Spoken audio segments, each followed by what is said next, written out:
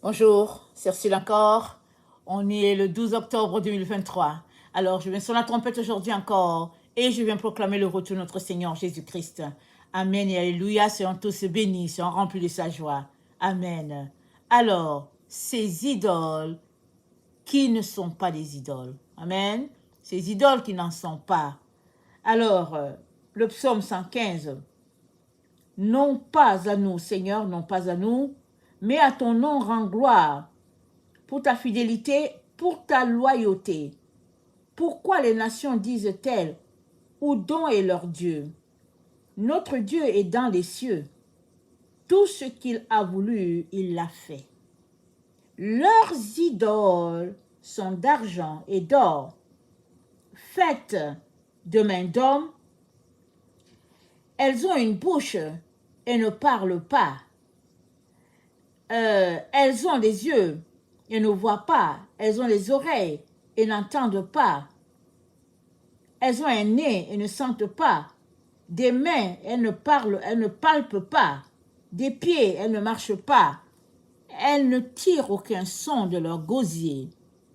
Que leurs auteurs leur ressemblent et tout ce qui compte sur elles. Amen. Alors, les idoles des nations sont les dieux de ces nations-là. Amen. Leurs idoles sont leurs dieux. Et les nations, ceux qui n'ont pas le Seigneur, ils comptent sur ces idoles-là pour avancer. Certains ont des talismans, des amulettes et toutes sortes de gadgets, n'est-ce pas, qui sont leurs idoles. Et aujourd'hui, les gens ne s'arrêtent pas sur tout ce qu'il y a autour de nous. Mais ta tablette, ça peut être une idole pour toi. Ton cellulaire, ça peut être une idole. Et puis, les boucles d'oreilles, les bijoux. Parce que qu'est-ce qu'il dit? C'est dit, leurs idoles sont d'argent et d'or, faites de main d'homme. Donc, tout ce que l'être humain a créé, c'est une idole. Amen, c'est une idole. Parce que pourquoi l'a-t-il créé? L'a-t-il créé pour son bon plaisir? Ou bien, est-ce que Dieu lui a donné l'ordre de créer? Dieu a dit à Abraham, à Moïse, pardon, regarde ce tabernacle, fais-le exactement comme le modèle que tu vois là. Donc, Moïse avec le concours du peuple, a mis sur pied un tabernacle qu'ils ont monté, une tente. Et cette tente ne vient pas, elle ne vient pas de nulle part. Elle vient d'un modèle qui existe, un modèle divin. Et Dieu a dit d'apporter de l'or, et puis il a dit tout ce qu'il fallait apporter, les objets qu'il fallait apporter. Il dit, tu le recevras d'une offrande volontaire. Et voilà comment tu as monté le tabernacle. Alors, le tabernacle a été fait par deux ouvriers que Dieu a désignés, vraiment, qui devaient confectionner tout le matériel, un de la famille de Judas, l'autre de la famille de Dan, et Dieu leur a donné l'intelligence, la connaissance pour faire ces objets-là. Ça a été fait de main d'homme, mais ça vient de l'Éternel qui a dit qu'il fallait le faire. Alors, si tu as en main un objet que tu as fait, qui t'a donné l'ordre de le faire? Si le Seigneur t'a donné l'ordre de le faire, ce n'est plus une idole. Ça existe parce que Dieu veut son existence. Maintenant, ça peut devenir une idole si cette chose que Dieu t'a dit de faire, ça prend tellement de place que finalement Dieu n'a plus de place. J'ai déjà partagé une fois comment ton art peut devenir une idole. Ça dit Dieu t'a béni avec un don, mais tu es tellement dans le don que finalement, ça peut devenir une idole. Parce que tout ce que Dieu crée, c'est pour notre bénédiction et il le fait pour sa gloire, afin que son nom soit glorifié puis établi sur la terre. C'est pour cela que Dieu nous bénit par les différents dons qu'il nous donne. Et pour ce qui est des idoles d'or, d'argent, ou bien c'est pour ce qui est de l'or et de l'argent, hein, Dieu les appelle les idoles. Parce que les gens vont dans les endroits souterrains pour les extraire. Les hommes vont dans les endroits dangereux pour les extraire. Et ces minéraux-là, ça crée des problèmes terribles de conflits entre les différentes nations. C'est ça qui prouve que ça ne vient pas de Dieu. Et si nous lisons le livre d'Enoch, nous allons voir que ce sont les anges déchus qui ont appris aux hommes à extraire ces choses-là. Et en leur apprenant cela, qu'est-ce qu'ils ont fait? Ils ont détourné le cœur de l'homme, créé à l'image de Dieu. Ils ont détourné son cœur pour l'orienter vers la recherche d'objets, de gadgets, de trésors, qui au fait opposent Dieu. C'est dit dans le psaume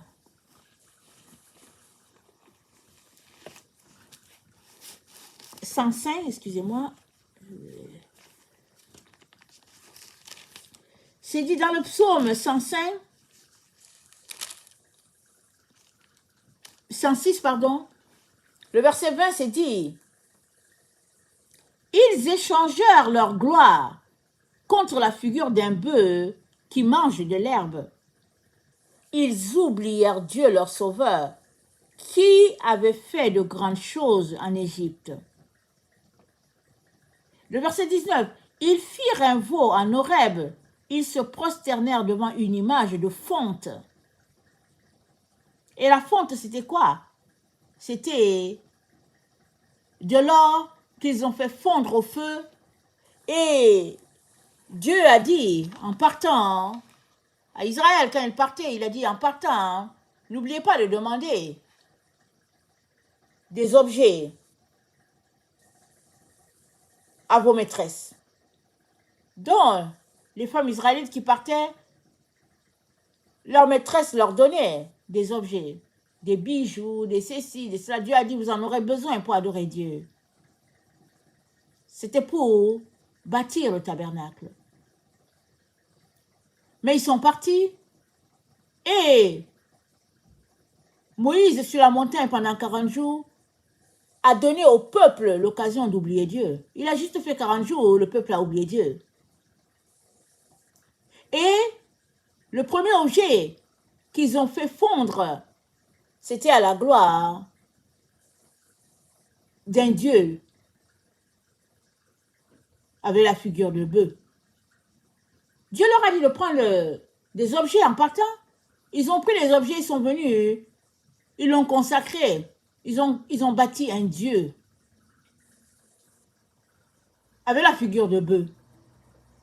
Pourquoi? Parce que ceux-là qui ont fait cela avaient dans leur cœur des idoles qu'ils n'avaient pas ôtées. Puisque pendant 40 jours, Moïse étant absent, ils ne sont pas allés voir ce qui était plus proche de Moïse. C'est vrai que Moïse est parti avec Josué. Il y avait d'autres personnes dans le camp. Mais ceux-là qui avaient des idoles dans le cœur étaient assez révoltés pour pouvoir entraîner la foule. Et le groupuscule a fait du tapage. Ils n'étaient pas les plus nombreux. C'était une pointe. Mais ils ont fait du tapage au point de festoyer, de célébrer un Dieu à la figure d'un animal. Tellement ce qu'il y avait dans le cœur était gros. C'était si gros. Tellement leur frustration était si grande. Ils étaient aveuglés. Ils ne voyaient pas le chemin. Il a dit, ils étaient perdus dans leurs émotions. Qu'espéraient-ils quand ils ont quitté l'Égypte? Une grandeur, un pays aux mille merveilles. Qu'avait-il à l'esprit? On ne sait pas. Mais toujours est-il que, devant la consternation et les désarrois, ils ont tout simplement décidé que ça va faire, on va bâtir un Dieu ici. Et ils ont décrété que Moïse était mort, et ils ont décidé que ils allaient se réjouir là, dans le désert. Et ça vient d'où?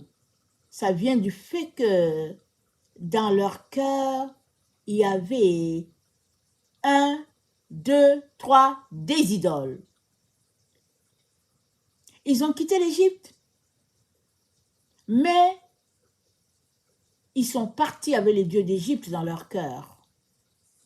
Si bien que devant cette barrière, qui était le fait qu'ils n'entendaient plus Moïse, ils se sont juste laissés à leur passion effrénée. Ils se sont juste laissés éclater. Et c'est ça qui arrive à toute personne qui ne règle pas les problèmes de ces différents idoles. Dans le psaume 135, c'est dit au verset 15, « Les idoles des nations sont de l'argent et de l'or. Elles sont l'ouvrage de la main des hommes. » Exactement le texte que nous venons de lire. Alors, Dieu pointe cela comme des idoles. C'est lui qui nous informe. Amen. Il nous dit que l'or et l'argent sont des idoles. Et quand on lit le livre d'Enoch, on sait que ce sont les anges déchus qui ont appris aux hommes à extraire cela. Maintenant, à ton niveau, cela peut ne pas être une idole.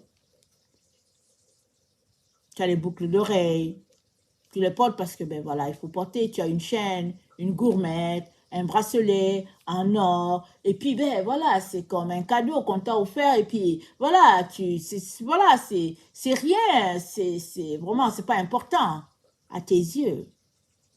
Mais Dieu te dit, ce sont les idoles des nations. Alors, tu peux t'arrêter pour dire, mais au fait, pourquoi est-ce que Israël en avait quand ils sont partis, quand ils ont quitté l'Égypte? Pourquoi est-ce que Israël en avait avec eux, sur eux? Rappelons-nous, Dieu a dit à Israël, demandez à vos maîtresses des objets, parce que vous en aurez besoin pour aller adorer Dieu. Dieu en avait besoin pour son temple, pas pour que tu mettes ça sur toi. Parce que tu as été créé à la gloire de Dieu. La purification va jusque-là. C'est pas parce que, à tes yeux, c'est pas si valeureux que c'est pas une idole. Tu peux dire, oh non, mais il n'y a rien là, je porte ça juste parce que bon, on me l'a offert et puis bon, tu peux justifier tout. Mais devant Dieu, ce sont des idoles. Parce que si les anges déchus n'avaient pas montré aux hommes où aller les extraire, les hommes n'auraient jamais su. Ils seraient tout simplement restés en train de chercher leur Dieu. Mais les anges déchus ont désobéi à Dieu, ils ont méprisé le Créateur, et quand ils ont été précipités, quand ils ont été chassés de la présence de Dieu, ils se sont retrouvés sur la terre pour souiller la race humaine. Quoi de mieux que d'apprendre à l'homme créé à l'image de Dieu comment se disperser dans ses pensées? Si bien qu'aujourd'hui, les êtres humains passent des heures et des heures et des heures à faire des recherches. Ils cherchent. Et Dieu aussi nous dit, dans les actes, il dit, Dieu a voulu que les hommes le trouvent en tâtonnant. Tâtonner, c'est quoi? C'est chercher. Dieu a voulu que les hommes le trouvent en tâtonnant. Je pense que c'est dans Acte 26. Excusez, c'est Acte 17, le verset 27. Vous allez regarder. Donc, dans le plan de Dieu, il n'y a pas une personne qui l'a privilégié et d'autre pas. Il a tout simplement fait que, peu importe la famille où il t'a envoyé, tu es appelé à le trouver en tâtonnant. Que tu aies atterri dans une famille musulmane, que tu aies atterri dans une famille chrétienne, que tu aies atterri dans une famille païenne, une famille dans les sciences exotériques, peu importe l'endroit où tu as atterri, quand tu es né, tu es arrivé et puis tu as atterri dans une famille, peu importe où tu as atterri, Dieu a tout simplement établi que tout le monde est appelé à tâtonner pour le trouver. Donc, quel temps as-tu à tâtonner, c'est-à-dire à chercher pour trouver Dieu, et quel temps as-tu encore à tâtonner pour chercher des métaux, des objets précieux? Quel temps? C'est l'un ou c'est l'autre. Et tout cela sera fonction de où penche ton cœur. Si ton cœur penche vers les biens de ce monde, alors tu donneras ton temps, ton énergie à chercher de l'or. Il faut regarder ces endroits-là où ces pays nantis dans ce type de matériaux. Les gens sortent de chez eux à 5 heures du matin. 4 heures, ils s'en vont, ils reviennent tard dans l'espoir d'avoir un peu d'or et d'aller l'échanger chez le forgeron. Et ils passent des heures et des heures dans la boue dans l'espoir de devenir riches. Mais qu'est-ce que Dieu dit? Dans le psaume 127, Dieu dit, si l'Éternel bâtit une maison, ceux qui la bâtissent travaillent en vain. Si l'Éternel garde la ville, celui qui la garde veille en vain. En vain, vous, levez-vous matin, vous couchez-vous tard et mangez-vous le pain de douleur. Il en donne autant à ses bien-aimés pendant leur sommeil. Alléluia. Dieu dit, pendant que ses enfants dorment, il leur donne le pain. Et il t'invite à être dans sa présence. C'est là que tu auras la paix. C'est là que tu auras le calme. Il t'invite, il te dit de venir dans sa présence. Et que si c'est pour une affaire de nourriture, tu ne manqueras de rien.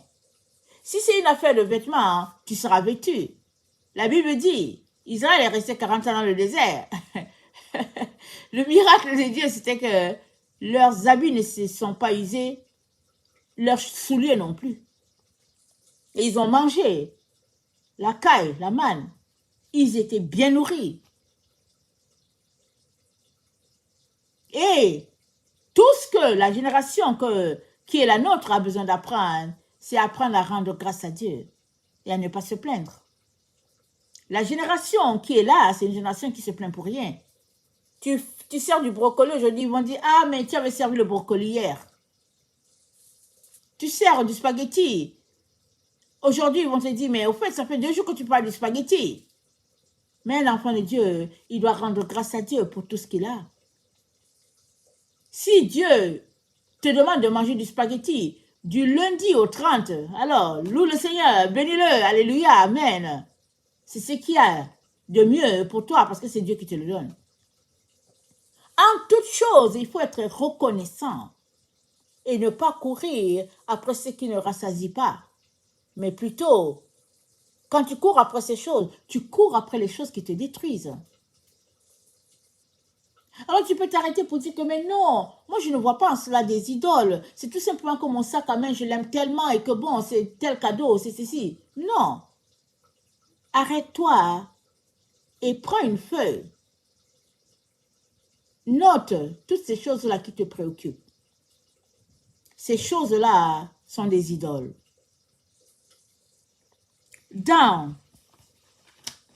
Excusez, je regarde mes notes. Ézéchiel 14, le verset 3. Voilà ce que Dieu dit. Ézéchiel 14, le verset 3.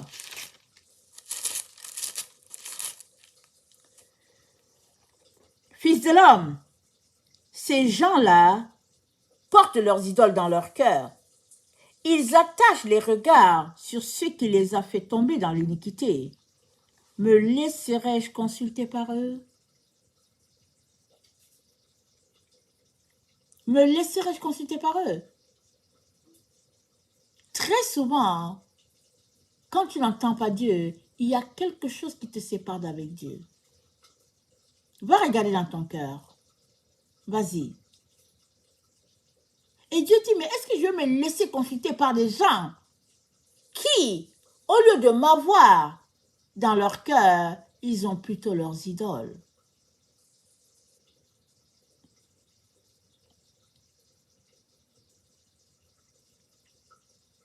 Et Dieu dit au verset 6, c'est pourquoi, dis à la maison d'Israël, ainsi parle le Seigneur l'Éternel, revenez et détournez-vous de vos idoles, détournez les regards de toutes vos abominations. Nos regards, où sont-ils? Où est orientée ta pensée?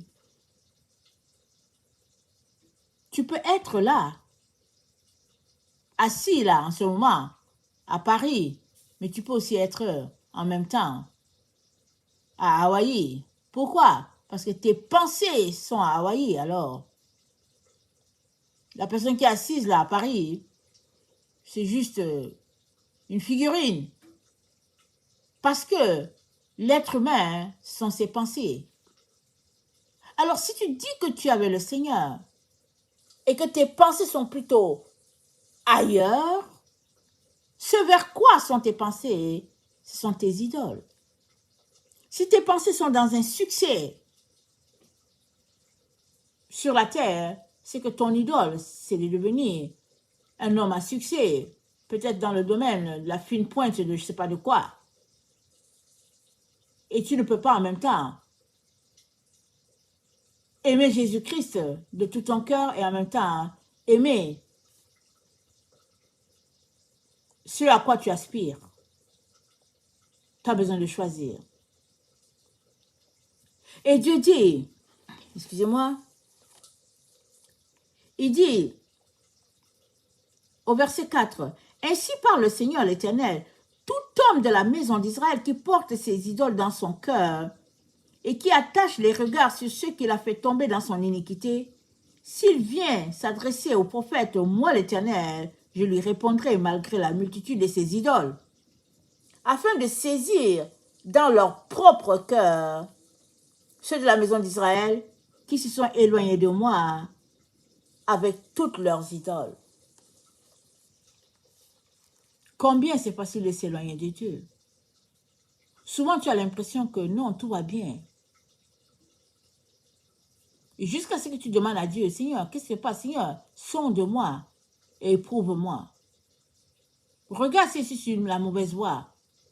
Jusqu'à ce que tu te mettes à prier comme ça. Et Dieu va te dire, où est ton cœur? Ça ne prend pas grand-chose pour que ton cœur se déconnecte de Jésus et aille ailleurs. Et l'ennemi utilise justement ces choses matérielles-là pour te captiver, pour t'éloigner de ce que Jésus-Christ a de meilleur pour toi.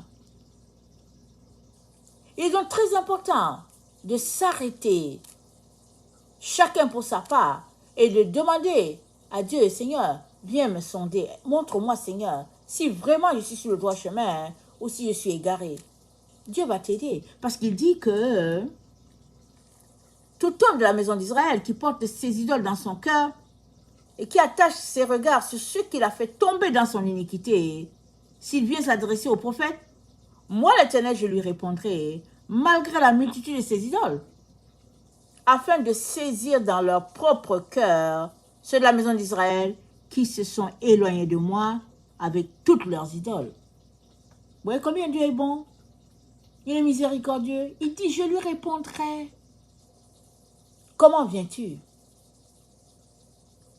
Comment viens-tu devant Dieu? Il dit qu'il te répondra. Il va te répondre. De telle sorte que la balle soit dans ton camp pour que tu puisses te repentir et pour dire, Seigneur, pardonne-moi.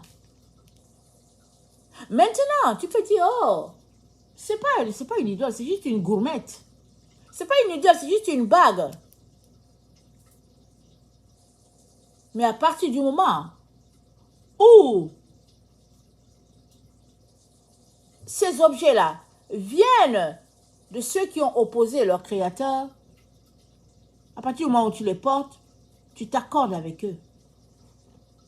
Dans Daniel 2, le verset 35, Daniel 2, verset 35, voilà ce qui est dit.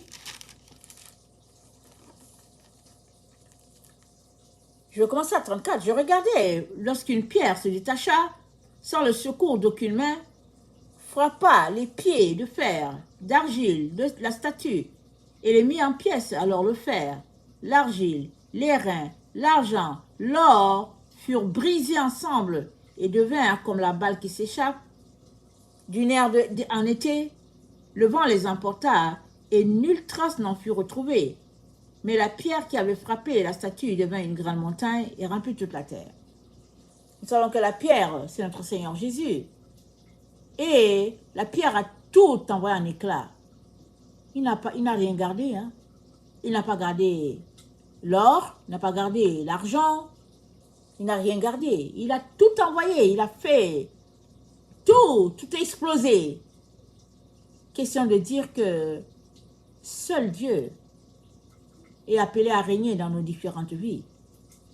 Et toutes les autres choses auxquelles on s'attache doivent tout simplement être bannies de notre cœur pour que Dieu ait toute sa place. Amen. Ce que Dieu crée, c'est pour sa gloire et ça a une portée éternelle. Dans le psaume 119, le verset 73, voilà ce qui est dit. Psaume 119, le verset 73, l'Éternel parle et puis il dit, tes mains m'ont créé, elles m'ont formé, donne-moi l'intelligence pour que j'apprenne tes commandements. Les mains de Dieu nous ont formés. Et nous, nos mains, que forment-elles? Tes mains sont-elles là au service de ton Dieu ou bien sont-elles occupées à créer des idoles?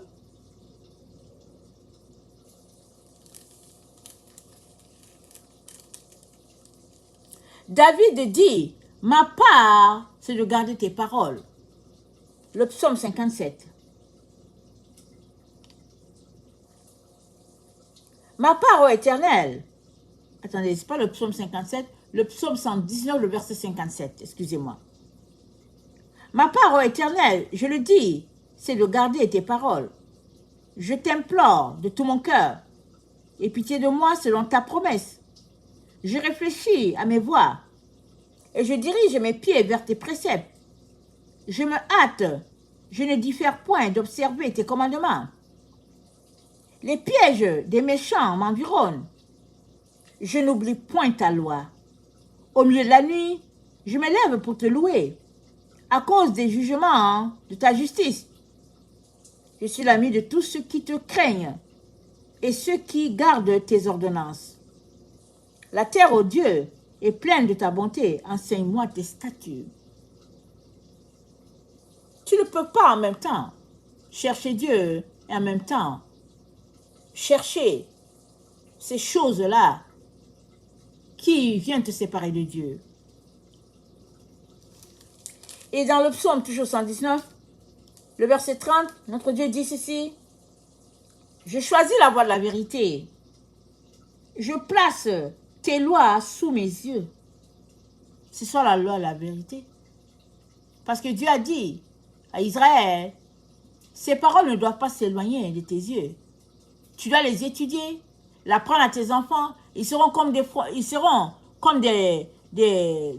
niveau de leur frontonnelle, ce sera là.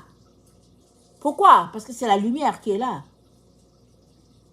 C'est l'éclairage. C'est ta vision spirituelle. C'est logé là au niveau de ta frontonnelle.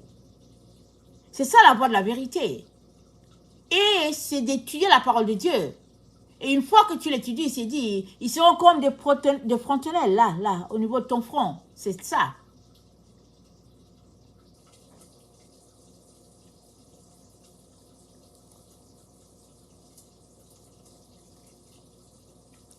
Et au verset 34, psaume 119, donne-moi l'intelligence pour que je garde ta loi et que j'observe de tout mon cœur, et que je les observe de tout mon cœur. Conduis-moi dans le sentier de tes commandements, car je l'aime. Incline mon cœur vers tes préceptes et non vers le gain. Détourne mes yeux de la vue des choses vaines. Fais-moi vivre dans ta voie. Quelle prière. Éloigne mes yeux de la vue des choses vaines. J'ai choisi la voie de la vérité. Conduis-moi sur tes sentiers. Vous savez, c'est si facile de débarquer de la présence de Dieu. C'est si facile. Il suffit juste que ton cœur soit porté vers autre chose. C'est fini. Tes pensées sont là-bas et les esprits séducteurs viennent pour te détourner. Mais toi, prie cette prière de David à tous les jours. Incline mon cœur vers tes préceptes et non vers le gain. Fais-moi vivre dans ta voie. Donne-moi l'intelligence pour que je garde ta loi et que je les observe de tout mon cœur. Ça, c'est une prière.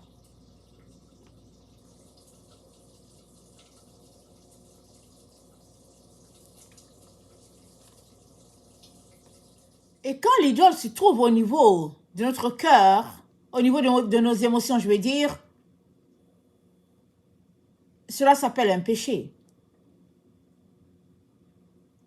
L'idole peut être un objet, quelque chose et qui occupe tes pensées et tout ça. Alors, c'est-à-dire que tu peux nommer cette chose en disant, voici l'idole.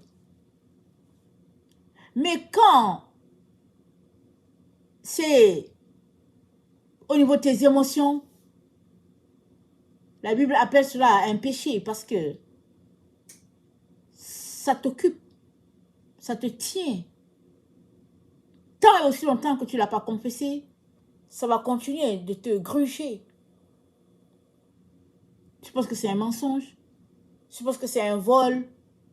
Je pense que c'est une situation que tu n'aimerais pas que les gens sachent. Mais tu ne fais rien pour sortir de là. Et ça te tient, ça te tient, ça te tient. Je pense que c'est une colère, une vengeance, un désir de punir l'autre. Et puis tu reviens toujours dessus, tu dis, ah non, mais il faut qu'il soit puni, il faut qu'elle soit punie. Tu es toujours dessus, ah non, mais il faut qu'elle soit punie. Ah ben, je m'en vais en justice, il faut.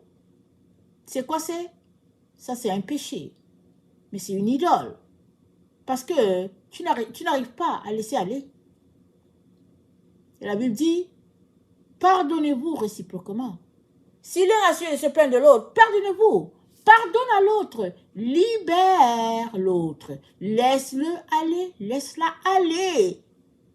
Libère ton cœur. Et laisse Dieu être pleinement Dieu dans ton cœur.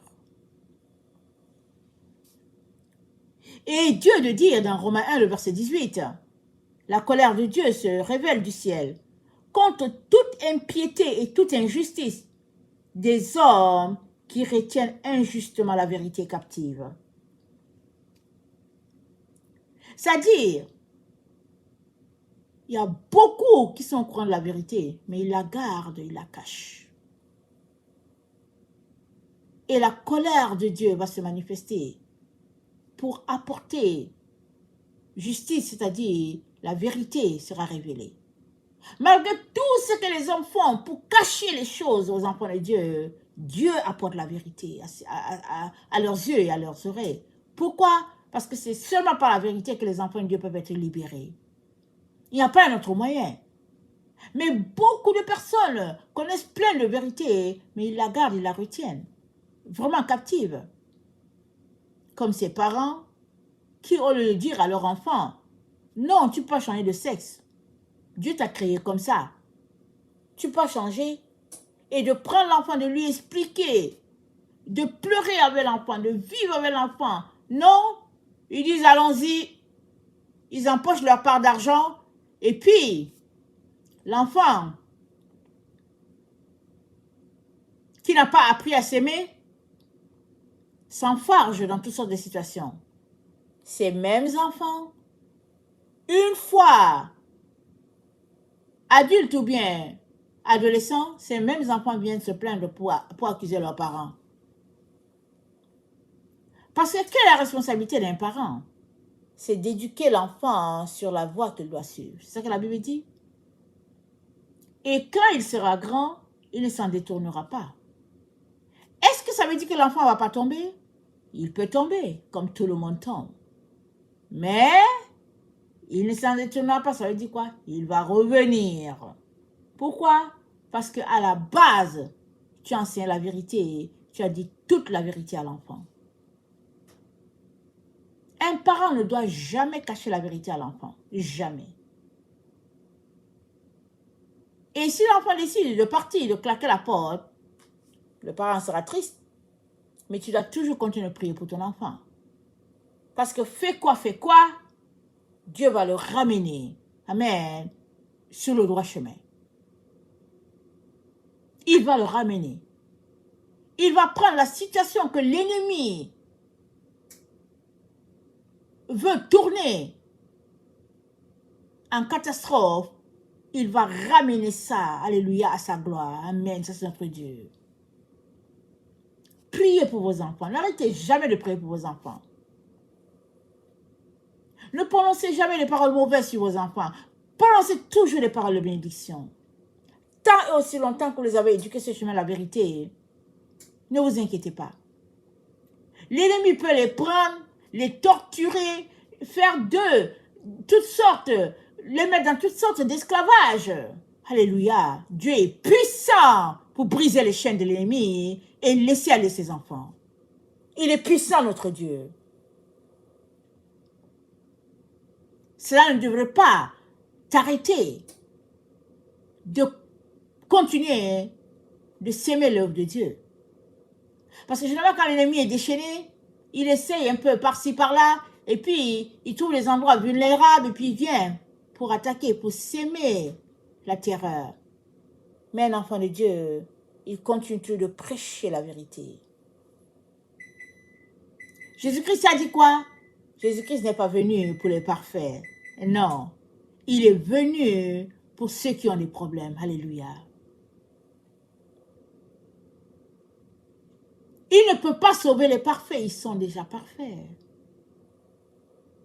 Mais ceux-là qui sont malades, ceux-là qui sont dans la détresse, là, Jésus-Christ peut les sauver. Si tu fais partie de ce groupe-là, il va te sauver. Mais si tu fais partie des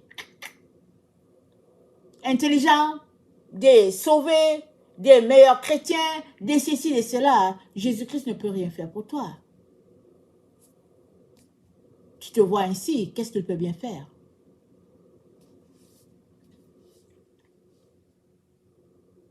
Verset 21. Puisque ayant connu Dieu, ils ne l'ont point glorifié comme Dieu, et ne lui ont point rendu grâce, mais ils se sont égarés dans leurs pensées, et leur cœur sans intelligence a été plongé dans les ténèbres. Ils ne lui ont point rendu grâce. Voilà où vient le problème de l'idolâtrie. Voilà. Sois content de ce que tu as.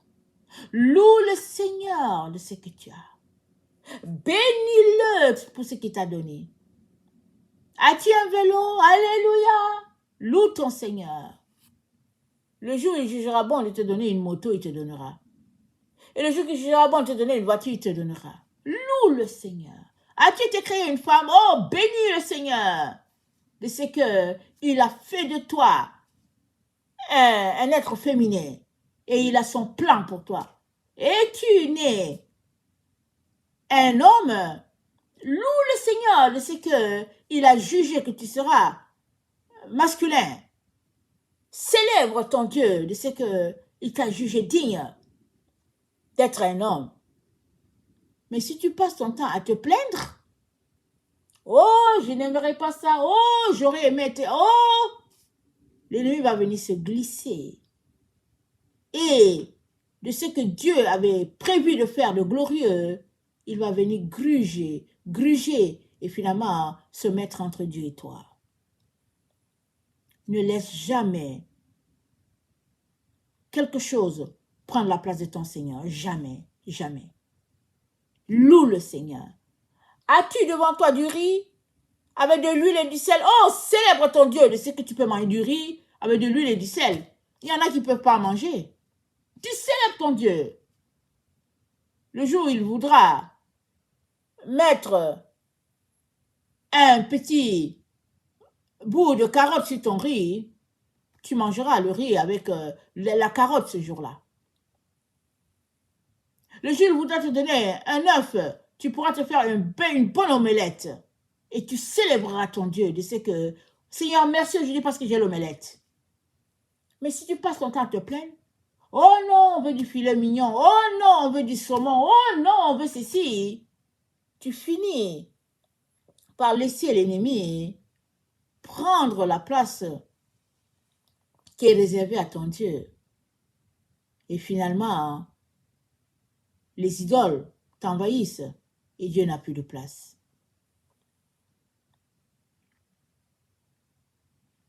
Verset 28.